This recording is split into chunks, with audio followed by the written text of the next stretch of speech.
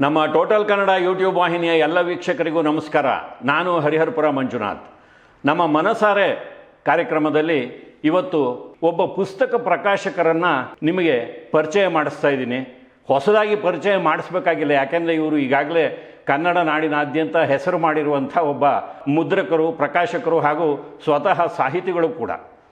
ಅವರು ತಮ್ಮ ಈ ಪ್ರಕಾಶನ ಕ್ಷೇತ್ರದ ಅನಿಸಿಕೆಗಳು, ಅನುಭವಗಳು ಹಾಗೂ ಇಲ್ಲಿಗೆ ಬರೋದಕ್ಕೆ ಕಾರಣವಾದಂಥ ಪರಿಸ್ಥಿತಿ ಇವೆಲ್ಲದರ ಬಗೆಗೆ ತಮ್ಮ ಯಾನವನ್ನು ಇಲ್ಲಿ ಬಿಚ್ಚಿಡ್ತಾರೆ.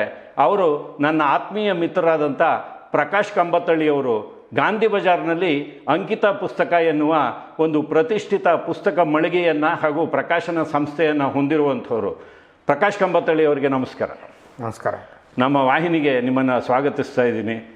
ನೀವು ನನಗೆ ಸುಮಾರು 50 ವರ್ಷಗಳ ಮಿತ್ರರು. ಹೌದು. ನಿಮ್ಮನ್ನು ನಾನು NGF ಕಾರ್ಖಾನೆಯಲ್ಲಿ ನನ್ನ ಸಹೋದ್ಯೋಗಿಯಾಗಿ ನೋಡಿದ್ದೀನಿ. ಅಲ್ಲಿಂದ ನಿಮ್ಮ ಬೆಳವಣಿಗೆಯನ್ನು ಗಮನಿಸ್ತಾ ಬಂದಿದ್ದೀನಿ.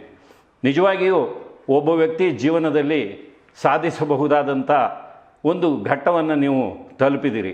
ಈ ಒಂದು ಪ್ರಯಾಣದಲ್ಲಿ ನಿಮ್ಮ ಅನುಭವಗಳನ್ನು ಹೇಳಿ ಅಂತ ಕೇಳ್ಕೊತೀನಿ ನಮ್ಮ ವೀಕ್ಷಕರಿಗಾಗಿ. ಮೊದಲಿಗೆ ನಿಮ್ಮ ಕೌಟುಂಬಿಕ ಹಿನ್ನೆಲೆಯನ್ನು ಹೇಳಿ ಆಮೇಲೆ ಮುಂದುವರಿಸಬಹುದು.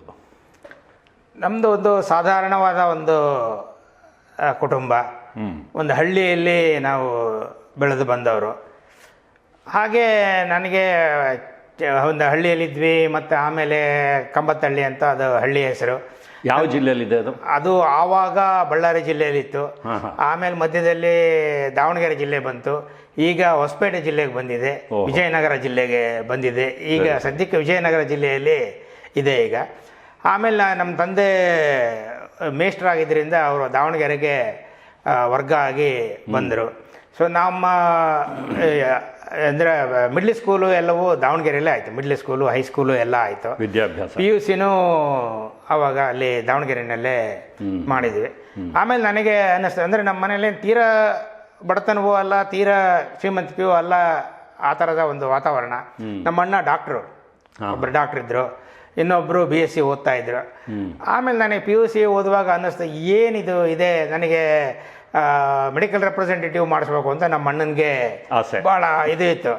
ಆಮೇಲೆ ನನಗೆ ಅನ್ನಿಸ್ತಿದ್ದು, ಆದರೆ ನಾನು ಮುಳುಗೋಗ್ಬಿಡ್ತೀನಿ, ಇದು ಯಾವುದೂ ನನಗೆ ಆಸಕ್ತಿ ಇಲ್ಲ, ಏನು ಮಾಡೋದು ಅಂತ ಸುಮ್ಮನೆ ಒಂದು ದಿವಸ ಅಂದ್ಕೊಂಡೆ. ನಾನು ನನ್ನ ಜೀವನವನ್ನು ನಾನೇ ಕಂಡುಕೋಬೇಕು ಅಂತ ಹೇಳಿ ಯಾರಿಗೂ ಕೇಳದೆ ದಾವಣಗೆರೆ ಬಿಟ್ಬಿಟ್ಟು ಬೆಂಗಳೂರು ಓಡಿ ಬಂದುಬಿಟ್ಟೆ. ಯಾವ ವಯಸ್ಸಿನಲ್ಲಿ?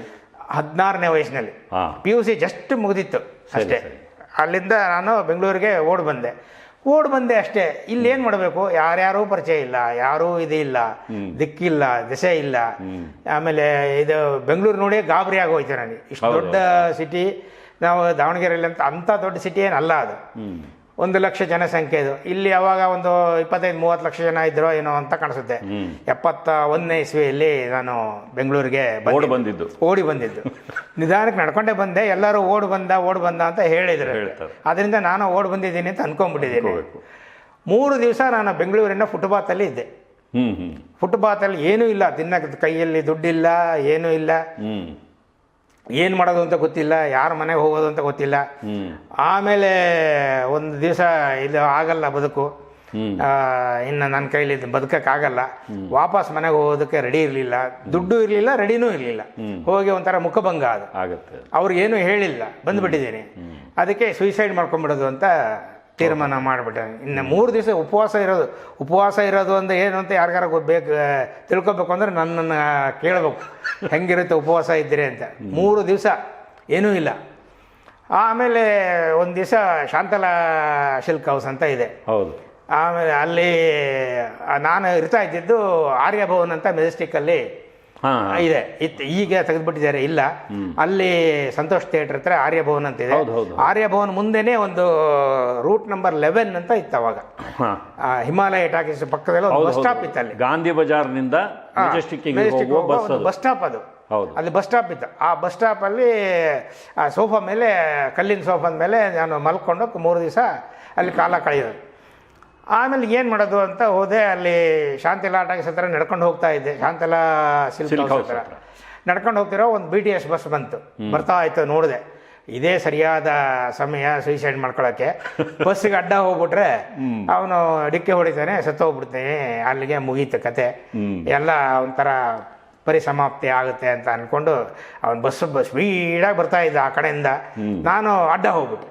ಅವನು ಜರ್ರ ಅಂತ ಬ್ರೇಕ್ ಹಾಕಿ ನಿಲ್ಲಿಸ್ಬಿಟ್ಟೆ. ನಿಲ್ಲಿಸ್ಬಿಟ್ಟು ಚೆನ್ನಾಗಿ ಬಾಯಿಗೆ ಬಂದಂಗೆ ಬೈದ್ಬಿಟ್ಟು ಹೋದ. ಆವಾಗ ನಾನು ಅಂದ್ಕೊಂಡೆ, ಬಹುಶಃ ಸೂಸೈಡ್ ಮಾಡ್ಕೊಳ್ಳೋ ಮುಹೂರ್ತ ಇನ್ನೂ ಬಂದಿಲ್ಲ ಅಂತ ಅಂದ್ಕೊಂಡು ಮತ್ತೆ ವಾಪಸ್ ಬಂದು ರಾತ್ರಿ ಅಲ್ಲಿ ಇದರಲ್ಲಿ ಮಲಗಿದ್ದೆ, ಬಸ್ ಸ್ಟಾಪಲ್ಲಿ. ನಿಮ್ಮನೆ? ನಮ್ಮನೆ. ಜನ ಕುತ್ಕೊಳ್ಳೋಕೆ ಒಂದು ಸೋಫಾ ಥರ ಇರ್ತದು. 11 ರೂಟ್ ನಂಬರ್ 11 ಬಸ್ ಸ್ಟಾಪು.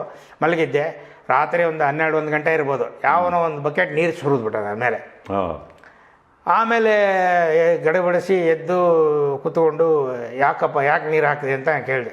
ಇದು ನನ್ನ ಜಾಗ, ನೀನು ಬಂದು ಇಲ್ಲಿ ಮಲ್ಕೊಂಡಿದ್ಯಾ, ನಿನ್ನೆ ಮೊನ್ನೆ ಏನೋ ಬಿಟ್ಟೆ ನಾನು, ಇವತ್ತು 3ನೇ ದಿವಸನ ನೀನು ಮತ್ತೆ ಮಲ್ಕೊಂಡಿದ್ಯಾ, ಇದು ನಾನು ಮಲ್ಕೊಳ್ಳೋ ಜಾಗ, ಏಳ ಮೇಲೆ ಅಂತ ಹೇಳಿ ಎಬ್ಬಿಸ್ದ. ಇನ್ನೇ ನಮಗೇನು ಬಲ ಇಲ್ಲ, 16 ವರ್ಷದ ಹುಡುಗ, ಇನ್ನೇನು ಮಾಡೋಕ್ಕೂ ತೋಚದೆ ಸುಮ್ಮನೆ ಒಂದು ಕಡೆ ಅಲ್ಲಿ ಪಕ್ಕದಲ್ಲಿ ಇನ್ನೊಂದು ಚೂರು ಜಾಗ ಇತ್ತು, ಆ ಜಾಗದಲ್ಲೇ ಒತ್ತಿಸ್ಕೊಂಡು ಕೂತ್ಕೊಂಡಿದ್ದೆ. ಆಮೇಲೆ ಒಂದು ಸ್ವಲ್ಪ ಹೊತ್ತೆಲ್ಲ ಅವನು ಮಲ್ಕೊಂಡಿದ್ದ. ಬೆಳಗ್ಗೆ ಎದ್ದ ನೋಡಿದರೆ ಅವನೊಬ್ಬ ಆಟೋ ಡ್ರೈವರ್. ಆಮೇಲೆ ಯಾರು ನೀನು, ಇಲ್ಲಿ ಯಾಕೆ ಬಂದಿದ್ದೀಯಾ, ಏನು ಇದು ಮಾಡ್ಕೊಂಡಿದ್ದೀಯಾ, ಉದ್ದೇಶ ಏನು ಉದ್ದೇಶ, ಇಲ್ಲಿ ಯಾಕೆ ಬಂದು ಮಲ್ಕೊಳ್ತೀಯಾ, ಮನೆ ಇಲ್ವಾ ಇದಿಲ್ವಾ ಅಂತ ಕೇಳಿದೆ. ಇಲ್ಲಪ್ಪ, ಏನು ಮನೆಗೇನೆ ಏನೂ ಇಲ್ಲ, ಓಡಿ ಬಂದುಬಿಟ್ಟಿದ್ದೀನಿ ಮನೆಯಿಂದ, ಮತ್ತು ಹೋಗ್ಬಿಡು ಬೇಡ, ಬೆಂಗಳೂರಲ್ಲಿ ಭಾಳ ಕಷ್ಟ ಜೀವನ, ಏನೂ ಇಲ್ಲದೇ ಬದುಕೋಕ್ಕಾಗಲ್ಲ, ಆದ್ದರಿಂದ ನೀನು ಹೋಗ್ಬಿಡು ಮನೆಗೆ ವಾಪಸ್ಸು ಅಂತ ಅವನು ಹೇಳ್ದ. ಬೇಕಾದ್ರೆ ಹೋಗೋದಕ್ಕೆ ವಾಪಸ್ ಬೇಕಾದ್ರೆ ನಾನು ದುಡ್ಡು ಕೊಡ್ತೀನಿ, ನಿಮ್ಮೂರಿಗೆ ರೈಲ್ವೆ ಟಿಕೆಟ್ ತಗೊಂಡು ನಾನು ರೈಲ್ವೆ ಟಿಕೆಟ್ ಕೊಡಿಸ್ತೀನಿ, ಹೋಗ್ಬಿಡು ನೀನು ವಾಪಸ್ಸಕ್ಕೆ ಅಂತ ಹೇಳಿದೆ. ಆಮೇಲೆ ಇಲ್ಲ, ನಾನು ಹೊರಗೆ ಹೋದರೆ ಈಗ ಅವಮಾನ ಆಗಿಬಿಡುತ್ತೆ, ನನಗೆ ಬಂದುಬಿಟ್ಟಿದ್ದೀನಿ, ಈಗ ಏನೂ ಇಲ್ಲದೇ ಮತ್ತೆ ಅದೇ ಸ್ಥಿತಿಯಲ್ಲಿ ಹೋದರೆ ಎಲ್ಲ ಒಂಥರ ಮರ್ಯಾದೆ ಹೋಗ್ಬಿಡುತ್ತೆ, ನಾನು ಹೋಗಲ್ಲ. ಸರಿ, ಏನು ಮಾಡ್ತೀಯ ಅಂತ. ನಾನು ಏನು ಮಾಡ್ತೀನಿ ನಂಗೆ ಗೊತ್ತಿಲ್ಲ, ಮುಂದೆ ಏನು ಅಂತ ನಂಗೆ ಗೊತ್ತಿಲ್ಲ, ಸುಮ್ಮನೆ ಸರಿ ಬಾ ನನ್ನ ಜೊತೆಗೆ ಅಂತ ಹೇಳಿ ಅವನ ಆಟೋದಲ್ಲೇ ಕರ್ಕೊಂಡು ಇಲ್ಲಿ ಬಸವನಗುಡಿಗೆ ಬಂದ. ಬಸವನಗುಡಿಯಲ್ಲಿ ಅಲ್ಲೊಂದು ಬಸವನಗುಡಿ ಟಿಫಿನ್ ರೂಮ್ಸ್ ಅಂತ ಒಂದಿತ್ತು, ಈಗ ಅವೆಲ್ಲ ಇಲ್ಲ. ಹೌದು. ಇದು ಯಡಿಯೂರು ಸರ್ಕಲ್ ಹತ್ರ ಒಂದು ಬಸವನಗುಡಿ, ನಮ್ಮ HS ಪ್ರಕಾಶ್ ಅವ್ರ ಮನೆ ಹಿಂಭಾಗದಲ್ಲಿ ಈ ಕಡೆಗೆ ಬಸವನಗುಡಿ ಟಿಫಿನ್ ರೂಮ್ ಇತ್ತು. ಹೌದು. ಅಲ್ಲಿ ಕರ್ಕೊಂಡು ಬಂದು ಅವನು ಬಿಟ್ಬಿಟ್ಟು, ನೋಡು ಇಲ್ಲಿ ಏನಾದ್ರು ಕೆಲಸ ಸಿಗ್ಬೋದು, ಇವನ್ನ ಕೇಳ್ಕೊ, ನಾನು ಇಲ್ಲಿ ಅವಾಗ ಬರ್ತಿರ್ತೀನಿ, ಕೇಳ್ಕೊ, ಅಟ್ಲೀಸ್ಟ್ ಏನಿಲ್ಲ ಅಂದರೆ ಊಟ ತಿಂಡಿಗಾದರೂ ಒಂದು ವ್ಯವಸ್ಥೆ ಆಗುತ್ತೆ ಅಂತ ಅಂದ. ಸರಿ, ಆಮೇಲೆ ಅಲ್ಲಿ ಹೋಗಿ ಕೇಳಿದೆ, ಏನಾದ್ರು ನನಗೆ ಹಿಂಗೆ ಕೆಲಸ ಬೇಕು ಅಂತ. ಆಮೇಲೆ ಏನು ಮಾಡ್ತಾಯಿದ್ದೆ ಏನು ಅಂತ, ಏನೂ ಮಾಡ್ತಾಯಿಲ್ಲ, ಸುಮ್ಮನೆ ಊರಿಂದ ಬಂದುಬಿಟ್ಟಿದ್ದೀನಿ ಅಂತ. ಅದಕ್ಕೆ ನಮ್ಮಲ್ಲಿ ಕ್ಲೀನರ್ ಪೋಸ್ಟ್ ಇದೆಯಪ್ಪ, ಬೇಕಾದ್ರೆ ನೀನು ಪೋಸ್ಟ್ ಬೇಕಾದ್ರೆ ಇರೋದಾದರೆ ಇರೋ ಅಂತ ಹೇಳಿದ್ರು. ಅವನು ಮ್ಯಾನೇಜರ್, ಅದು ನೋಡ್ಕೊಳ್ಳೋನು, ಓನರ್ ಅಲ್ಲ. ಆಯಿತು. ಒಂದು ದಿವಸ ಅದೇ ಕ್ಲೀನ್ ಮಾಡಿದೆ, ಪ್ಯಾಂಟ್ ಹಾಕ್ಕೊಂಡು, ಯಾಕಂದರೆ ನನ್ನ ಹತ್ರ ಏನು ಬಟ್ಟೆ ಇದಿಲ್ಲ, ಬೇರೆ ಬಟ್ಟೆ ಇಲ್ಲ, ಒಂದು ಪ್ಯಾಂಟ್ ಹಾಕ್ಕೊಂಡು ಬಂದುಬಿಟ್ಟಿದ್ದೀನಿ. ಆಮೇಲೆ ಮಾರನೇ ದಿವಸ ಬೆಳಗ್ಗೆ ಓನರ್ ಬಂದೆ, ಯಾರವನು ಏನು ಅಂತ ಎಲ್ಲ ಕೇಳಿದೆ. ಆಮೇಲೆ ಓನರ್ಗೆ ಸಿಟ್ಟು ಬಂದ್ಬಿಡ್ತು, ನಾನು ಇಲ್ಲದೆ ಇರುವಾಗ ಯಾರನ್ನೋ ಸೇರಿಸ್ಕೊಂಡ್ಬಿಟ್ಟಿದ್ದಾನೆ, ಇಲ್ಲ ನಮ್ಮಲ್ಲೇ ಇರೋರಿಗೆ ಕೆಲಸ ಇಲ್ಲ, ನೀನು ಹೋಗು ಬೇರೆ ಎಲ್ಲರೂ ನೋಡ್ಕೋ ಅಂತ.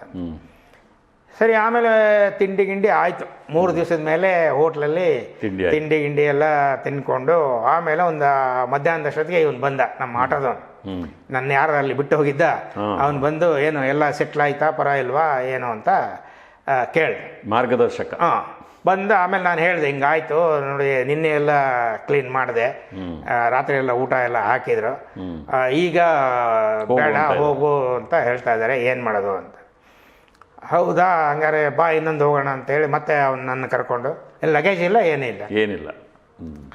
ಆಮೇಲೆ ಇಲ್ಲಿ teachers college, RV teachers college ಅಂತ ಇದೆ, ಅಲ್ಲಿ ರಾಘವೇಂದ್ರ ಕೆಫೆ ಅಂತ ಒಂದು ಹೋಟ್ಲಿದೆ, ಈಗಿಲ್ಲ ಅದು, ಅವಾಗಿತ್ತು. ರಾಘವೇಂದ್ರ ಕೆಫೆ ಅಂತ ಹೋಟ್ಲು ಪಕ್ಕ, ಹೋಟ್ಲಿಗೆ ಹೋಗಿ ನಾನು ಅಲ್ಲಿ ಕೇಳ್ಕೊ, ಇಲ್ಲಿ ಏನಾರು ಕೆಲಸ ಇದ್ದರೆ ಅಂತ. ಅಲ್ಲಿ ಓನರೇ ಸಿಕ್ಕರು. ಆಮೇಲೆ ಓನರ್ಗೆ ಹಿಂಗೆ ಕೇಳಿದೆ, ಎಲ್ಲಿ ಕೆಲಸ ಮಾಡ್ತಾ ಇದ್ದೀರಿ ಅಂತ. ಇಲ್ಲಿ ಬಸವನಗುಡಿ ಟಿಫಿನ್ ರೂಮ್ಸಲ್ಲಿ ಮಾಡ್ತಾ ಇದ್ದೆ, ಮಾಡಿದ್ದು ಒಂದೇ ದಿವಸ ಕೆಲಸ, ಎಕ್ಸ್ಪೀರಿಯನ್ಸ್ ಸರ್ಟಿಫಿಕೇಟ್. ಆಮೇಲೆ ಆಯಿತು, ಸರಿ ನಮ್ಮಲ್ಲಿ ಸಪ್ಲೈಯರ್ ಕೆಲಸ ಕೊಡ್ತೀವಿ, ಸಿಕ್ತು, ಕ್ಲೀನರ್ ಬೇಡ, ಓದಿದ್ದೀನಿ ಅಂತ ಬೇರೆ ಹೇಳ್ತೀಯ, ಏನು ಓದಿದ್ದೀನಿ ಅಂದರೆ PUC ಓದಿದ್ದೀನಿ ಅಂತ. PUC ಓದಿ ಕ್ಲೀನಿಂಗ್ ಮಾಡೋದು ಅಷ್ಟು ಚೆನ್ನಾಗಿರಲ್ಲ, ಬಾ ನಮ್ಮಲ್ಲಿ ಸಪ್ಲೈ ಮಾಡೋಣ ಅಂತ. ಅಲ್ಲ, PUC ಓದಿ ಕ್ಲೀನಿಂಗ್ ಮಾಡೋದು ಚೆನ್ನಾಗಿರಲ್ಲ ಅಥವಾ ನೀನು ಚೆನ್ನಾಗಿ ಕ್ಲೀನ್ ಮಾಡಲ್ಲ? ಇಲ್ಲ ಇಲ್ಲ, ಎರಡು ಥರನೂ ಆಗ್ಬೋದು ಅಂತ ನಿನಗೆ ಗೊತ್ತಿರಲಿಲ್ವಲ್ಲ. ಆಮೇಲೆ ಸರಿ ಆಯಿತು ಅಂತ ಒಂದು 3 ದಿವಸ ಅಲ್ಲಿ ಕೆಲಸ ಮಾಡಿದೆ. ಆಮೇಲೆ ಇನ್ನೊಂದು 3-4 ದಿವಸ ಆಯ್ತು ಅಲ್ಲಿ ಸಪ್ಲೈಯರ್ ಆಗಿ. ಒಂದು ನಿಧಾನಕ್ಕೆ ಒಂದೊಂದೇ ಟೇಬಲ್ನ ನನಗೆ ಕಳಿಸೋರು, ನಾನು ಹೋಗಿ ಸಪ್ಲೈ ಕೆಲಸ ಎಲ್ಲ ಮಾಡ್ತಾಯಿದ್ದೆ. ಆಮೇಲೆ ಅದು ಏನಾಯ್ತು ಏನೋ ಹೋಟ್ಲು ಕ್ಲೋಸ್ ಮಾಡಬೇಕು ಅಂತ ಇವನು ಓನರ್ ತೀರ್ಮಾನ ಮಾಡ್ಬಿಟ್ಟು. ಆಮೇಲೆ ಬಂದು ನನಗೆ ಹೇಳ್ದ, ಎಲ್ಲರಿಗೂ ಹೇಳ್ದ, ಹಿಂಗೆ ಕ್ಲೋಸ್ ಮಾಡಿಬಿಡ್ತೀನಿ, ನಿಮ್ಮ ದಾರಿ ನೀವು ನೋಡ್ಕೊಳ್ಳಿ ಅಂತ. ಆಮೇಲೆ ನನಗೆ ಏನು ಮಾಡ್ತೀಯಪ್ಪ ನೀನು, ನಾವು ಈಗ ಕ್ಲೋಸ್ ಮಾಡಬೇಕು ಅಂತ ಇದ್ದೀನಿ, ನೀನು ಹೊಸದಾಗಿ ಬೇರೆ ಬಂದಿದ್ದೀಯಾ, ಏನು ಮಾಡೋದು ಅಂತ. ನನಗೂ ಗೊತ್ತಿಲ್ಲ ಏನು ಮಾಡೋದು ಅಂತ, ನೀವೇನು ಹೇಳಿದರೆ ಅದು ಮಾಡ್ತೀನಿ ಅಂತ. ಸರಿ, ನಿಂದು ಬಟ್ಟೆ ಎಲ್ಲ ತಗೋ ನೋಡೋಣ ಅಂತಂದರೆ, ತಗೊಳಕ್ಕೇನು ಇಲ್ಲ ಅಂತ. ಸರಿ, ಹಂಗೆ ಬಾ ಹೋಗೋಣ ಅಂತ ಹೇಳಿ ಅವ್ರು ನನ್ನ ಕರ್ಕೊಂಡು MG ರೋಡ್ ಹತ್ರ ಚರ್ಚ್ ರೋಡ್ ಅಂತ ಇದೆ. ಹೌದು, ಚರ್ಚ್ ರೋಡಲ್ಲಿ ಶೇಷ್ ಮಹಲ್ ರೆಸ್ಟೋರೆಂಟ್ ಅಂತ ಒಂದಿದೆ, ಈಗಲೂ ಇದೆ ಅದು. ಆ ಶೇಷ್ ಮಹಲ್ ರೆಸ್ಟೋರೆಂಟ್ಗೆ ಅವ್ರು ಕರ್ಕೊಂಡು ಹೋದ್ರು. ಅವ್ರಿಗೆ ಪರಿಚಯದ ಒಂದು ಹೋಟೆಲ್ ಅದು. ಆ ಹೋಟ್ಲಲ್ಲಿ ಕರ್ಕೊಂಡು ಹೋಗಿ ಹಿಂಗೆ ನೋಡಿ, ನಮ್ಮಲ್ಲಿ ಕೆಲಸ ಮಾಡ್ತಾ ಇದ್ದ, ಚೆನ್ನಾಗಿ ಕೆಲಸ ಮಾಡ್ತಾ ಇದ್ದಾನೆ, PUC ಓದಿದ್ದಾನೆ, ಇವನಿಗೆ ಒಂದು ಸಪ್ಲೈಯರ್ ಕೆಲಸ ಕೊಡಿ, ನಾನು ಬಾಗ್ಲಾಗ್ತಾ ಇದ್ದೇನೆ ಹೋಟ್ಲು ಅಂತ ಹೇಳಿದೆ. ಅಲ್ಲಿ ಯಜ್ಞನಾರಾಯಣ ಕಾರ್ ಅಂತ ಓನರ್ ಇದ್ದರು. ಆ ಓನರು ಆಯಿತು ಬರಲಿ, ನಮ್ಮಲ್ಲಿ ತಗೊಳ್ತೀನಿ ಅಂತ ಹೇಳಿ ಅವರು ತಗೊಂಡ್ರು. ಆಮೇಲೆ ಅಲ್ಲೇ ನಾನು ಸುಮಾರು 1.5 ವರ್ಷ ಕೆಲಸ ಮಾಡಿದೆ. ಅಲ್ಲಿ ಕೆಲಸ ಮಾಡುವಾಗ ಅಲ್ಲೊಬ್ಬ ಶಾಸ್ತ್ರಿ ಅಂತ ಒಬ್ಬ ಇದ್ದ. ಅವನು ಪಾಪ ತಂದು 2 ಜೊತೆ ಬಟ್ಟೆ ಕೊಟ್ಟ ನನಗೆ. ಈ ಬಟ್ಟೆ ಇರಲೇ ಇಲ್ವಲ್ಲ ನನ್ನ ಹತ್ರ ಹಾಕೊಳ್ಳೋಕ್ಕೆ. ಆಮೇಲೆ ಒಂದು ಪಂಚ ಕೊಟ್ಟ. ಪಂಚೆ ಸುತ್ಕೊಂಡು ಕೆಲಸ ಮಾಡಬೇಕಲ್ಲ, ಮಾಣಿಗಳು ಅಂದರೆ ಸಪ್ಲೈಯರ್ಸ್ ಅಂದರೆ ಪ್ಯಾಂಟ್ ಹಾಕ್ಕೊಂಡು ಮಾಡೋಂಗಿಲ್ಲ. ಸರಿ, ಆಮೇಲೆ ಅವನೇ ಪಾಪ ನಮ್ಮನ್ನು ನೋಡಿಕೊಂಡ. ಪುಣ್ಯಾತ್ಮ ಎಲ್ಲಿದ್ದಾನೋ ಏನೋ ಇವತ್ತು ಗೊತ್ತಿಲ್ಲ, ಇದಾನೋ ಇಲ್ವೋ ಅಂತನೂ ಗೊತ್ತಿಲ್ಲ. ಪಾಪ ನಂಗೆ ಕೊಟ್ಟ ಎಲ್ಲ ಇದು ಮಾಡಿದೆ. ಆಮೇಲೆ ಅಲ್ಲೇ ನಾನು ಕೆಲಸ ಮಾಡಿಕೊಂಡು ಇದ್ದೆ. ಅಲ್ಲಿಗೆ ಪಕ್ಕದಲ್ಲಿ ಒಂದು ವೈರ್ಲೆಸ್ ಪೊಲೀಸ್ ಸ್ಟೇಷನ್ ಇದೆ. ವೈರ್ಲೆಸ್ ಇದೆಲ್ಲ ನೋಡ್ಕೊಳ್ತಾರಲ್ಲ ಅವರು, ಅಲ್ಲಿ ಓರಿಯೆಂಟಲ್ ಸರ್ಕಲ್ ಅಂತ ಇದೆ. ಆ ಸರ್ಕಲ್ ಹತ್ರನೇ ಪೊಲೀಸ್ ಇದೆ. ಅವರೆಲ್ಲ ನಮ್ಮ ಹೋಟ್ಲಿಗೆ ಬರೋರು. 2 ಹೋಟ್ಲಿತ್ತು ಅಲ್ಲಿ. ಆ MG ರೋಡ್ಗೆ ಒಂದು ಫೇಸಿಂಗ್ ಒಂದಿತ್ತು, ಧನಲಕ್ಷ್ಮಿ ಟಿಫಿನ್ ರೂಮ್ಸ್ ಅಂತ. ಈ ಕಡೆ ಫೇಸಿಂಗು ಶೇಷಮಾಲ್ ರೆಸ್ಟೋರೆಂಟ್ ಅಂತ ಇತ್ತು. ಆ ಇನ್ಸ್ಪೆಕ್ಟ್ರು ನಮ್ಮ ಹೋಟೆಲ್ಗೆ ಬರೋರು. ಆಮೇಲೆ ಅಲ್ಲಿ ಧನಲಕ್ಷ್ಮಿ ಟಿಫಿನ್ ರೂಮ್ಸ್ ಅಂತ, ನಾನು ಅಲ್ಲೂ ಕೆಲಸ ಮಾಡ್ತಾಯಿದ್ದೆ, 2 ಕಡೆನೂ ಕೆಲಸ ಮಾಡಬೇಕಾಗಿತ್ತು. ಆಮೇಲೆ ಅವರು ಬಂದಾಗ ನನ್ನ ನೋಡಿ ಒಂದು ದಿವಸ ಕೇಳಿದ್ರು, ಏನು ಓದಿದೆಯೇನಪ್ಪ ನೀನು, ಏನು ಮಾಡ್ತಾಯಿದ್ದೀಯಾ, ಇಲ್ಲಿ ಇದು ಕೆಲಸ ಮಾಡ್ಕೊಂಡಿದ್ದೀಯಲ್ಲ ಹೋಟ್ಲಲ್ಲಿ, ಓದ್ ಹುಡುಗ ಇದ್ದಂಗೆ ಇದೆಯಾ, ಏನು ಓದಿದೀಯಾ ಅಂತ ಕೇಳಿದೆ. ಹಿಂಗೆ PUC ಓದಿದ್ದೀನಿ ಸರ್ ಅಂತ. ಮತ್ತು ಇಲ್ಲಿ ಯಾಕೆ ಕೆಲಸ ಮಾಡ್ತಾಯಿದ್ದೀಯಾ ಅಂದರೆ, ಇಲ್ಲ ಮನೆಯಿಂದ ಹಿಂಗೆ ಬಂದುಬಿಟ್ಟಿದ್ದೀನಿ, ಬೇರೆ ಏನು ನನಗೆ ದಾರಿ ಇಲ್ಲ, ನನಗೆ ಇದು ಏನು ಮಾಡಬೇಕು ಅಂತ ಗೊತ್ತಾಗ್ತಾ ಇಲ್ಲ, ಅದಕ್ಕೆ ಇಲ್ಲಿ ಬಂದು ಕೆಲಸ ಮಾಡ್ಕೊಂಡಿದ್ದೀನಿ ಅಂತ. ನಮ್ಮ ಓನರ್ಗಿನರೆಲ್ಲ ಚೆನ್ನಾಗಿ ನೋಡ್ಕೊಂಡಿದ್ರು. ಆಮೇಲೆ ನನಗೆ ಹಾಸ್ಕೊಳ್ಳೋಕೆ ಒಂದು ಗೋಣಿ ಚೀಲ ಕೊಟ್ಟಿದ್ರು, ತಲೆದಿಂಬಿಗೆ ಒಂದು ಗೋಣಿ ಚೀಲ ಕೊಟ್ಟಿದ್ರು. ಸರಿ, ಆಮೇಲೆ ಯಾರೋ ಒಬ್ಬರು ಸಾಕಷ್ಟು ಸವಲತ್ತುಗಳನ್ನು ಕೊಟ್ಟಿದ್ರು. ಆಮೇಲೆ ಹೊದ್ಕೊಳ್ಳೋಕೆ ಯಾರೋ ಒಬ್ಬ ಒಂದು ಹಳೆ ದುಪ್ಪಡಿ ಕೊಟ್ಟಿದ್ದ. ಎಲ್ಲ ಮಾಡಿ ಒಂದಷ್ಟು ಆಸ್ತಿ ಸಂಪಾದನೆ ಅಷ್ಟೊತ್ತಿಗೆ ಆಗಿತ್ತು. ಅಲ್ಲಿ ಬರೋಷ್ಟೊತ್ತಿಗೆ ಅವನೊಂದು 2 ಬಟ್ಟೆ ಕೊಟ್ಟ, ಇದಾಯಿತು. ಒಂದು 2 ತಿಂಗಳು ಅಷ್ಟೊತ್ತಿಗೆ ಸಂಬಳ ಬಂತು. 40 ರೂಪಾಯಿ ಸಂಬಳ ನನಗೆ ಅಲ್ಲಿ ಹೋಟ್ಲಲ್ಲಿ. ಊಟ ತಿಂಡಿದೇನು ಸಮಸ್ಯೆ ಇರಲಿಲ್ಲ. ಊಟ ತಿಂಡಿ ಸ್ನಾನ ಅದೆಲ್ಲ ಏನಿರಲಿಲ್ಲ. ಹಾಸ್ಕೊಳ್ಳೋಕ್ಕೆ ಗೋಣಿ ಚೀಲ, ತಲೆದಿಂಬಿಗೆ ಗೋಣಿ ಚೀಲ, ಹೊದ್ಕೊಳ್ಳೋಕೆ ಒಂದು ಇದು ಇತ್ತು. ಆಮೇಲೆ ಪಕ್ಕದಲ್ಲೇ ಎಂಪೈರ್ ಥಿಯೇಟರ್ ಅಂತ ಇದೆ. ನ್ಯೂ ಎಂಪೈರ್ ಅಂತ ಒಂದು ಪಕ್ಕದಲ್ಲೇ ಅದು ಅಟ್ಯಾಚ್ ಆಗೇ ಇತ್ತು. ಬಹುಶಃ ನಾನು ಇದೆ ಥಿಯೇಟರ್ ಇಲ್ಲ, ಬಟ್ ಬಿಲ್ಡಿಂಗ್ ಇದೆ, ಕಟ್ಟಡ ಇದೆ. ಆ ಬಿಲ್ಡಿಂಗಲ್ಲಿ ನಾನು ನೋಡಿದಷ್ಟು ಸಿನಿಮಾಗಳನ್ನ ನನ್ನ ಲೈಫಲ್ಲಿ ಹಿಂದೆನೂ ನೋಡಿಲ್ಲ, ಮುಂದೆನೂ ನೋಡಲ್ಲ. ಯಾಕೆಂದರೆ ನಮ್ಮದು ಮುಗಿದ ತಕ್ಷಣ ಸೀದಾ ಅಲ್ಲಿ ಹೋಗ್ತಾ ಇದ್ವಿ. ಅವ್ರು ಹಳೆ ಸಿನಿಮಾಗಳು ಹಾಕೋರು ಯಾವಾಗಲೂ. ಯಾವ ಭಾಷೆ ಸಿನಿಮಾಗಳು? ಹೆಚ್ಚು ಹಿಂದಿ ಹಿಂದಿ ಹಾಕೋರು. ನಾವು ಇಲ್ಲಿ ರಾತ್ರಿ ಸೆಕೆಂಡ್ ಶೋಗೆ ಅಲ್ಲಿ ಹೋಗೋದು. ಇವರೆಲ್ಲ ಪರಿಚಯ ಆಗ್ಬಿಟ್ಟಿದ್ರು, ಗೇಟ್ ಕೀಪರ್ಸ್ ಅವರೆಲ್ಲ. ಸರಿ, ಫ್ರೀ ಹೋಗಿ ಎಲ್ಲ ಇದು ಮಾಡ್ತಾಯಿದ್ವಿ. ಆಮೇಲೆ ಒಂದು ದಿವಸ ಇವರು ಬಂದರು ಮಧ್ಯಾಹ್ನ ಊಟಕ್ಕೆ ಅಂತ, ಇನ್ಸ್ಪೆಕ್ಟರ್. ಅವ್ರ ಹೆಸರೇನೋ ಮರ್ತೋಗ್ಬಿಟ್ಟಿದೆ ನನಗೆ. ಆಮೇಲೆ ಬಂದು ಒಂದು ಕೆಲಸ ಮಾಡು, ಈ NGF ಅಲ್ಲಿ ಟ್ರೈನಿಂಗ್ ಅಪ್ರೆಂಟಿಸ್ ಅಂತ ಕಾಲ್ಫಾರ್ ಮಾಡ್ತಾರೆ, ಅದಕ್ಕೆ ಅಪ್ಲೈ ಮಾಡು ಅಂತ ಹೇಳಿ ಅವರೇ ಒಂದು ಇದನ್ನು ತಂದು ಕೊಟ್ರು. ಸರಿ ಸರಿ. ಪೇಪರಲ್ಲಿ ಕಾಲ್ಫಾರ್ ಮಾಡಿದ್ರು, ಅದನ್ನು ತಂದು ಕೊಟ್ರು. 7ನೇ ಬ್ಯಾಚಿನ ಅಪ್ರೆಂಟಿಸ್ಗಳು ಕಾಲ್ಫಾರ್ ಮಾಡಿದ್ದೀವಿ, ಯಾರು ಬೇಕಾದ್ರೂ SSLC ಆಗಿರೋರು ಅಪ್ಲೈ ಮಾಡ್ಬೋದು ಅಂತ. ಆಮೇಲೆ ನಾನು ಅವ್ರಿಗೆ, ಸರ್ ನನ್ನ ಹತ್ರ ಮಾರ್ಕ್ಸ್ ಕಾರ್ಡು ಇಲ್ಲ, ಏನೂ ಇಲ್ಲ, ಏನು ಮಾಡೋದು ಅಂತ. ಹೌದಾ, ಸರಿ, ಮತ್ತು ಮಾರ್ಕ್ಸ್ ಕಾರ್ಡ್ ಬೇಕಲ್ಲ ಅಂತ ಹೇಳಿ ಅವರೇ, ಸರಿ ನಾನು ನಾಳೆ ಬರ್ತೀನಿ, ಅದೇನು ವಿಚಾರಿಸ್ಕೊಂಡು ಬರ್ತೀನಿ ಅಂತ. ಆಮೇಲೆ ಅದೇನಾಯಿತು, ನಮ್ಮದು SSLC ಸೆಂಟ್ರ್ ಬಂದು ಕಬ್ಬನ್ ಪಾರ್ಕಲ್ಲಿ ಇತ್ತು. ಈಗ ಬಾಲ್ ಭವನ್ ಅಂತ ಆಗಿದೆಯಲ್ಲ, ಆ ಬಾಲ್ ಭವನಲ್ಲಿ SSLC ಇತ್ತು ಅವಾಗ. ಆಮೇಲೆ ಅಲ್ಲಿಗೆ ನನ್ನ ಕರ್ಕೊಂಡು ಹೋದ್ರು, ಯಾವ ಅವರೇ ಕರ್ಕೊಂಡು ಹೋದ್ರು. ಮಾನ್ಯ ಸರ್, ನೀನು ಒಂದು ಸ್ವಲ್ಪ ಪರ್ಮಿಷನ್ ತೊಗೊಂಡು ಹೋಗೋಣ ಅಂತ ಹೇಳಿ ಕರ್ಕೊಂಡು ಹೋಗಿ, ಅವರು ನಾನು ಇನ್ಸ್ಪೆಕ್ಟರ್ ಅಂತ ಹೇಳಿ ಎಲ್ಲ ಪರಿಚಯ ಮಾಡಿಕೊಂಡು, ನಮ್ಮ ಹುಡುಗ ನೋಡಿ ಸರ್ಟಿಫಿಕೇಟ್ ಕಳ್ಕೊಂಡ್ಬಿಟ್ಟಿದ್ದಾನೆ, ಅದಕ್ಕೆ ಏನು ಇದು ಮಾಡಿ ಅಂತ. ಆಮೇಲೆ ಯಾವ ಸ್ಕೂಲಲ್ಲಿ ಓದಿದ್ದೀರಾ ಏನು ಅಂತ ಹೇಳಿ ಎಲ್ಲ ಕೇಳಿದರು. ನಾನು ಗೌರ್ಮೆಂಟ್ ಹೈಸ್ಕೂಲು ದಾವಣಗೆರೆ, ಇಂಥ ವರ್ಷ ಅಂತ ಎಲ್ಲ ಹೇಳಿದೆ. ಆಮೇಲೆ ಅವ್ರ ದಾಖಲೆಗಳೆಲ್ಲ ಚೆಕ್ ಮಾಡಿ, ಆಮೇಲೆ ಒಂದು ಮಾರ್ಕ್ಸ್ ಕಾರ್ಡು ಎಷ್ಟು ದುಡ್ಡು ತಗೊಂಡು ಕಟ್ಟಬೇಕಾಗಿತ್ತು, ಫೀಸ್ ಅಂತ ಕಟ್ಟಿಬಿಟ್ಟು ಒಂದು ಮಾರ್ಕ್ಸ್ ಕಾರ್ಡ್ ಸಿಕ್ತೆ ನಂಗೆ. ಅದು ಇವತ್ತಿಗೂ ನನ್ನ ಹತ್ರ ಇರೋದು ಅದೇ ಮಾರ್ಕ್ಸ್ ಕಾರ್ಡ್. ಆಮೇಲೆ ಇದನ್ನು ನಿಮ್ಮ ಸ್ಕೂಲಿಗೆ ಕಳಿಸಿ ಅವರು ಸೀಲ್ ಹಾಕ್ಕೊಡ್ತಾರೆ, ಯಾಕಂದರೆ ಹೆಡ್ ಮಾಸ್ಟರ್ ಸೀಲ್ ಬೇಕಾಗಿತ್ತು ಅದಕ್ಕೆ ಅಂತ. ಆಮೇಲೆ ನಾನು ನಮ್ಮ ಸ್ಕೂಲಿಗೆ ಕಳಿಸ್ಕೊಟ್ಟೆ, ಅವರು ಸೀಲ್ ಹಾಕಿ ವಾಪಸ್ಸು ತಂದು ಕೊಟ್ಟರು. ಒಂದು ಅಧಿಕೃತ ಮಾರ್ಕ್ಸ್. ನಾನು ಹೋಗಲಿಲ್ಲ, ಹೋಗೋಕ್ಕೆ ಧೈರ್ಯ ಇರಲಿಲ್ಲ. ಇನ್ನೂ 1 ವರ್ಷ ಆಗಿತ್ತು ಅಷ್ಟೇ ಅಲ್ಲಿ ಬಂದು. ಆಮೇಲೆ ಸರಿ, ಅವರು ಬಂತು, ಮಾರ್ಕ್ಸ್ ಕಾರ್ಡ್ ಬಂತು. ಆಮೇಲೆ ಅವ್ರ TCನೂ ಬೇಕು ಅಂತ ಅವ್ರಿಗೆ ಬರೆದು ಕೊಟ್ಟೆ, ಅವರು TCನೂ ಕೊಟ್ಟರು, ಎಲ್ಲ ಬಂದು ರೆಡಿ ಆಯಿತು. ಆಮೇಲೆ ಇಲ್ಲಿ NGFಗೆ ಅಪ್ರೆಂಟಿಸ್ಗೆ ಅಪ್ಲೈ ಮಾಡಿದೆ, 7ನೇ ಬ್ಯಾಚಿನ ಇದು. ಆಮೇಲೆ ಅಲ್ಲಿ ಹೋದೆ, ಅಲ್ಲಿ ಇದು ರಿಟರ್ನ್ ಟೆಸ್ಟ್ ಒಂದಿತ್ತು, ಆಮೇಲೆ ಓರಲ್ ಒಂದು ಇದು ಮಾಡಿದ್ರು, ಎಲ್ಲ ಮಾಡಿದರು, ಪಾಸ್ ಆಯಿತು. ಆಮೇಲೆ ನೀವು ಬಂದು ರಿಪೋರ್ಟ್ ಮಾಡ್ಕೊಳ್ಳಿ ಅಂತ, ಎಲೆಕ್ಟ್ರಿಷಿಯನ್ ಇದಕ್ಕೆ ರಿಪೋರ್ಟ್ ಮಾಡ್ಕೊಳ್ಳಿ ಅಂತ ಹೇಳಿ ಎಲೆಕ್ಟ್ರಿಷಿಯನ್ ಟ್ರೇಡ್ ಅಂತ ಕೊಟ್ಟರು, ಎಲ್ಲ ಮಾಡಿ ಕೊಟ್ಟರು. ಆಮೇಲೆ 60 ರೂಪಾಯಿ ನಿಮಗೆ ವೇತನ, ಸ್ಟೈಫಂಡ್. ಆಮೇಲೆ 60 ರೂಪಾಯಿನಲ್ಲಿ ಎಲ್ಲಾದರೂ ಜೀವನ ಮಾಡೋಕ್ಕಾಗತ್ತಾ? ಇಲ್ಲೇ 40 ರೂಪಾಯಿ ಬರುತ್ತೆ ನನಗೆ, ಅದನ್ನು ಬಿಟ್ಟುಕೊಂಡು ಊಟ ತಿಂಡಿ ಉಚಿತವಾಗಿ ಸಿಗುತ್ತೆ, 40 ರೂಪಾಯಿ ಸಂಬಳ ಸಿಗುತ್ತೆ, ಅದು ಬಿಟ್ಟುಕೊಂಡು ಯಾರಾದರೂ ಹೋಗೋದುಂಟಾ ಅಂತ ಅಂದ್ಕೊಂಡು ನಾನು ಹೋಗಲೇ. ಆಮೇಲೆ ಏನು ಅವ್ರೇನು ತಲೆ ಕೆಡಿಸ್ಕೊಳ್ಳಿಲ್ಲ, ನಾನು ಬರಲಿಲ್ಲ ಅಂದರೆ ಇನ್ನೊಂದು ಸರಿ ಮತ್ತೆ ಕಳಿಸಿದ್ರು, ಇದು ರಿಪೋರ್ಟ್ ಇಮ್ಮಿಡಿಯೇಟಾಗಿ ನೀವು ರಿಪೋರ್ಟ್ ಮಾಡ್ಕೋಬೇಕು ಅಂತ. ನಾನು ಅದಕ್ಕೆ ರೆಸ್ಪಾಂಡ್ ಮಾಡಲಿಲ್ಲ. ಆಮೇಲೆ ಮತ್ತೆ ಇನ್ಸ್ಪೆಕ್ಟ್ರ್ ಬಂದರು, ಏನಾಯಿತು, ಇದು ಇಂಟರ್ವ್ಯೂ ಎಲ್ಲ ಬಂದಿತ್ತಲ್ಲ, ಹೋಗಿದ್ದೀರಾ, ಏನೇನಾಯಿತು ಏನು ಅಂತ ಕೇಳಿದರು. ಹಿಂಗಾಯಿತು ಸರ್, ರಿಪೋರ್ಟ್ ಮಾಡ್ಕೊಳ್ಳಿ ಅಂತ ಕಳಿಸಿದ್ರು. ಆದರೆ ನಾನು ರಿಪೋರ್ಟ್ ಮಾಡ್ಕೊಳ್ಳೋಕ್ಕೆ ಯೋಚನೆ ಮಾಡಿದೆ. ಅಲ್ಲಿ 60 ರೂಪಾಯಿ ಸಂಬಳ ಅಂತೆ, 60 ರೂಪಾಯಿ ಸಂಬಳ ತಗೊಂಡು ನಾನು ಬೆಂಗಳೂರಲ್ಲಿ ಹೆಂಗೆ ಬದುಕೋಕ್ಕಾಗತ್ತೆ, ಅದಕ್ಕೆ ಆಗಲ್ಲ ಅಂತ ಬಿಟ್ಟುಬಿಟ್ಟೆ, ಹೋಗಲಿಲ್ಲ ಅಂತ. ಎಂಥ 3 ಕೆಲಸ ಮಾಡಿದಿರಿ ನೀವು. ಅಲ್ಲಿ ಇದ್ದಿದ್ರೆ ಜರ್ಮನಿಗೆಲ್ಲ ಹೋಗ್ಬೋದು. ನಮಗೆ ಪರಿಚಯದವ್ರು ಎಷ್ಟು ಜನ ಅಲ್ಲಿ ಕೆಲಸ ಮಾಡ್ಕೊಂಡು ಅಪ್ರೆಂಟಿಸ್ ಆಗಿ ಜರ್ಮನ್ನಲ್ಲಿದ್ದಾರೆ, ಅಂಥ ಕೆಲಸ ಎಲ್ಲ ಕಳ್ಕೊಂಡ್ರಲ್ಲ ನೀವು, ಹಿಂಗೆಲ್ಲ ಮಾಡಬಾರ್ದಾಗಿತ್ತು ಅಂತ ಹೇಳಿ ಇದು ಮಾಡಿದರು. ಮತ್ತು ಹಾಗೆ ಕಾಲ ಯಾವಾಗಲಾರು ಒಂದೊಂದು ಸರಿ ಬರೋರವರು ಬಂದಾಗ ಹಿಂಗೆ ಹೇಳೋರು. ಮತ್ತು ಇನ್ನೊಂದು ಸರಿ ಕಾಲ್ಫಾರ್ ಮಾಡಿದರೆ ನೀವು ತಪ್ಪಿಸ್ಬೇಡಿ, ನೀವು ಹೋಗಿ ಅಲ್ಲಿ ಇಂಟರ್ವ್ಯೂಗೆಲ್ಲ ಹೋಗಿ ಸಿಕ್ಕರೆ ಹೋಗ್ಬಿಡಿ, ನಿಮಗೆ ಏನಾರು ಅಷ್ಟು ತೊಂದರೆ ಆದರೆ ನಾನು ನಿಮಗೆ ಹೆಲ್ಪ್ ಮಾಡ್ತೀನಿ ಅಂತ ಹೇಳಿ. ಮತ್ತೆ 6ನೇ ವರ್ಷ ಮತ್ತೆ ಕಾಲ್ಫಾರ್ ಮಾಡಿದೆ ಅಪ್ರೆಂಟಿಸ್ ಇದಕ್ಕೆ. 1973 8ನೇ ಬ್ಯಾಚ್ ಇದಕ್ಕೆ ಕಾಲ್ಫಾರ್ ಮಾಡಿದ್ರು.